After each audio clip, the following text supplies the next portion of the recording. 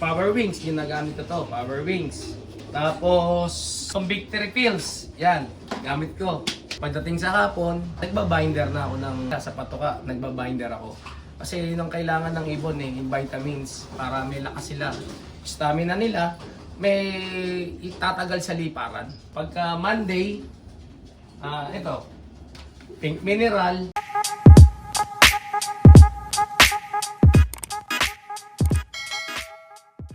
Kaya nga, in-expect ko hindi makakauwi kasi sobrang dilim, sobrang ulan, tapos padilim na. Kaya sabi ko, baka bukas na umuwi. Pero blessing in this guys, after nung ulan, madilim, sumulpot. Ang galing ano? Kaya sobrang tuwa ako nung umuwi to. Actually, dalawa kami ni Paring Jerry kasi si Paring Jerry Labuta, part siya ng pagkaka-champion ko. Kasi ganon din ang kwento. Nung race ko nung MDR, umuwi wife ko, busy ako. Nung race ng Iloilo, nung eto lang April summer, umuwi yung wife ko uli. Kasi medyo nagkaroon ng problema yung biyenan ko na ospital. So lagi kami nasa ospital. Si Paring Jerry yung nag-handle nito for 2 weeks. Siya yung nag-handle. Kaya si Paring Jerry, part din ng champion na to. Ayos. Tsaka, syempre, yung pinanggalingan ng tatay niya, si Kuya Eagle, yun yung isang big factor din. Syempre, hindi ako makakapag-produce ng champion kung hindi dahil sa kaibigan namin, si Kuya Eagle. Oo nga naman. Oo, kasi sa kanya galing yung tatay. Ayun. Sir, pwedeng makita yung magulang naman. Oo ba? Ito yung magulang. Ito mga kalapatid. So, hindi mo na pinalitan yung pairing nila? Hindi. Kasi, kahit yung iba pang kapatid nila, yung port clutch, kumilos din ng summer Aurora race. Nawala lang ng last lap. Pero contender din yung ibon. Kapatid nila rin yun. Ayos ano? Ito yung magulang. Sir, pakikuha mo na nga sir. Ito yung nanay, ito yung hen. Which is Bambunderin ni Romy Liwag. Rektang Romy Liwag to. Nag-diary kasi yan. Oo, nanay tatay niya, Romy Liwag. Bambunderin. Yan. Simpleng-simple lang itsura. May lipad daw yung ibon na yan, sir? Ito, wala itong lipad. Breed wala. for stock talaga ni Sir Romy. Wala siyang lipad. Yan. Ito. Yan yung mata. Ito yung tatay. Actually, yung tatay na to, yung lahi ng tatay niya, winning line din. Yung tatay nito, 17 overall, super set winner ng Guarpa. Ito mga kalapatid. Ano naman bloodline na ito, sir? Stitch. Ito pala yung Stitch to. Stitch Taiwan. Yan. Stitch Taiwan naman ano. Laking ibon. Laking ibon nga. Malaking ibon siya. Actually, kaya ko sinabi rin sa yung winning line ang lahi nito. During that time na nagre-race ako ng NDR, kasabay nito, yung kapatid nito, super set winner din. Buo, so. Sa WPFC. Ang naglipad, yung mismong may-ari din nito. Kaya Pinanggalingan nito si Kuya Eagle. Kaya nabanggit mo talaga na winning line, sir, ano? Oo. Maniniwala ka, isang set ang nilipad nun. Tatlo ang super set niya. Galing ano. Tapos ito mas matindi. Tinan yung mga kalapatid. So, pang-apat na clutch ba? Lahat ng nagpakitang gilas sa karera. Oo. First clutch, third clutch, saka yung fourth clutch. Ang galing. Last lap lang din nawala yun. Yan, congrats kay Sir Mark. Yan sir, baka may magtanong na viewers natin mag-out ka ba ng mga magiging anak pa nun? Pwede naman tayo mag-out. Pero sabi nga ng iba, wag na raw ako mag-out kasi talagang kumikilos naman yung anak Pero ako naman ginagaranted ko, talagang kayang tumiran ng ibon basta nasa tama ring pag-alaga. Pwede naman nating i-share yung ibon. Yun. Ayan, nasa screen yung kanyang Facebook name mga kalapatid. Si PM nyo na lang.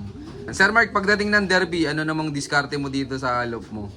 Actually naman ngayon, ang pigeon industry naman ngayon, kahit sa YouTube, kahit sa Google, pwede kang mag-search ng programa na ginagawa, conditioning tips, di ba? Marami naman nagbibigay dyan. Sa akin kasi napaka-normal lang. Ito lang mga ginagawa ko. Ito mga kalapatid. So, ito lang yung mga ginagamit ko. Pink Mineral. Pink Mineral, Picotrin, Braveries, Sesical, Tsaka ideal ng victory.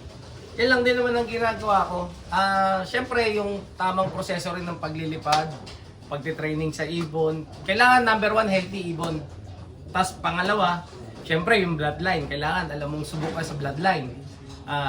Pangatlo, siyempre kailangan din may swerte para manalo. Pero ikaw dito sir, pag derby, anong pinakang madalas mong gamit na supplements? Ang gamit yung supplements kasi ano lang mostly kung ano naman yung mabiling na, mabilis na nakikita sa mga bilihan ng supplies katulad nito. Yan, Power Wings, ginagamit ko to, Power Wings. Tapos, itong Victory Pills, yan, gamit ko. Saka, itong B22 tablet, gamit ko yan. Ito yung pinapaikot ko, 1 week preparation ko. Kasi, kailangan talaga, meron kang 1 week preparation. Siyempre, pagka Monday, kailangan mong natural cleansing. Which is kailangan mo, siyempre pagdating ng race, depende yan. Kahit sabihin mo na yung ibon mo, okay, hindi natin alam kung anong virus ang nakakuha niyan sa liparan. So kailangan natin mag-cleansing, pero dapat natural, hindi gamot. Ako, cleansing ko, bawang lang ako sa Lunes, pagka Monday bawang ako. Tapos, pagdating sa hapon, nagbabinder na ako ng pagkain nila sa patuka, nagbabinder ako. Kasi yun ang kailangan ng ibon yung vitamins para may lakas sila. Stamina nila, may itatagal sa liparan. Binder ko, pagka Monday, ito, Pink Mineral, Picotrin, tsaka itong Breweries. Bersilaga, baka naman. Ito talagang gamit ko ever since. Tapos, pagka Tuesday, Pink Mineral, B22, tsaka itong Sesican. Yung bitin dito mo sir, powder. Powder.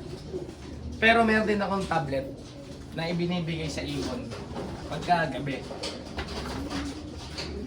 Yan lang. Tapos, basketing, kung anong ginagawa ko ng MWF, tsaka TTHS, yun lang. Yun. Ayan, maraming salamat po, Sir Mark. Sir Mark, tingin mo, anong yung pinakang importante sa pagkakalapati para manalo? Pinaka-importante sa pagkakalapate, tulad ng sinasabi ko, tatlong bagay lang. Swerte, bloodline, tsaka programa. Kasi pag yun yung nagsama-sama tatlo na yan, kahit anong gawin nila, hindi mapipigilan yung ibon. Mananalo uwi. Magkaklak at magkaklak. Bakit ko nasabi? Kasi pag may swerte ka, kahit anong disgrasya, abutin ng ibon, uuwi yan. Bloodline, andyan yung bloodline kasi matibay yung bloodline. Alam mong bloodline, book at proven. Tapos, yung conditioning, alam mo, kinondisyon mo yung ibon mo. Sa hipo mo pa lang, bago mo i-basket yan, alam mo uuwi yung ibon di ba? So, dapat tatlo lagi, triangle. Katulad lang nitong last race, hindi lang tayo pinalad, hindi tayo sinuwerte. Itong BBCM, isa lang ang tinraining ko. Live yun hanggang dulo. Hindi lang tayo pinalad na Santa Ana. Pero yung ibon talagang umuuwi.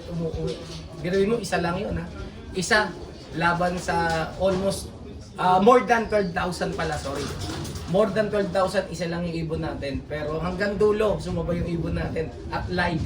Hindi lang tayo sinuwerte nung uli. Kaya yung sinasabi ko, tatlong bagay. Swerte, bloodline, at conditioning. Pag yan na nagsama-sama, meron kang tamunin.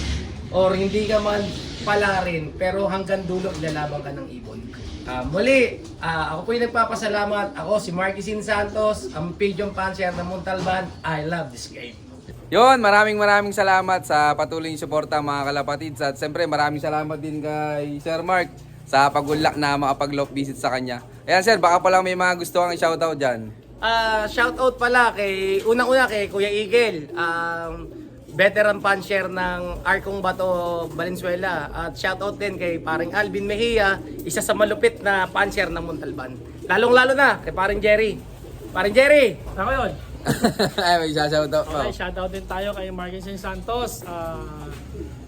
Sa champion niya ng Iloilo, kay Kuya Eagle na Contreras ng Arkong Bato, Valenzuela. Maraming salamat sa iyo, paring Alvin. Shoutout. Shoutout sa mga Taga-La-Union dyan, mga kumpare ko na nag-iibon ngayon, mga sila paring Brian Dispo, si paring Boyd Sese, Thank you. Sir Mark, baka may dadagdag ka pa, baka may nalimutan. Shoutout nga pala sa lahat ng fan-share dito sa Montalban at shoutout din sa lahat ng fan-share ng Tondo. Mabuhay tayo. Yo. Enjoy lang sa paglalaro. Yun. Yan, shoutout sa inyo lahat. At syempre, shoutout din sa lahat ng mga patuloy na sumusuporta dyan. At abangan nyo pa yung mga susunod kong follow-up visit sa'yo na keep watching and God bless you all. Thank you.